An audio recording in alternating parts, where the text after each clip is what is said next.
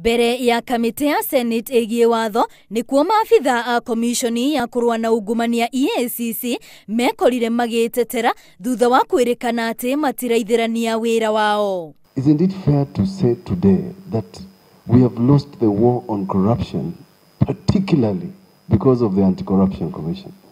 CEO Anake, in the 6 years you have served as a CEO of Anti-Corruption, this country has possibly lost over 300 billion shillings, if you just calculate roughly the sort of mathematics we are dealing with.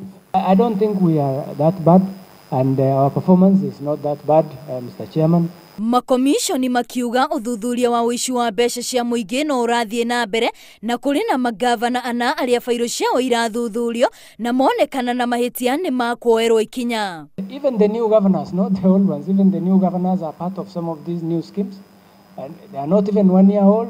But I can assure you, more than 10 are already under very serious watch. They are new governors. Some of them very bad cases. Oho makiuga kwĩrwo arĩa mahutanĩtie na ngukumio yothe nĩ makuoerwo ikinya hategũthutũkania o mũndũ wĩra ũrĩa arutaga. Why is the commission itself missing in action on the ongoing mega corruption cases which are being dealt with by the Criminal Investigations Department? This is a collection problem. If collectively we all stand up, all the way from top leadership to even the villagers, things will change, because that's how things are in some of those countries. Maabitha ya megwĩkinyĩtie mbere ya kamiti ya Senate o rĩrĩ kũrĩ na mĩbango ĩrenda kwambĩkwo mbunge-inĩ ya bũrũri ya kũmeheria iturwa-inĩ ciao gũkĩrĩkana atĩ nĩ maremetwo nĩ wĩra wao.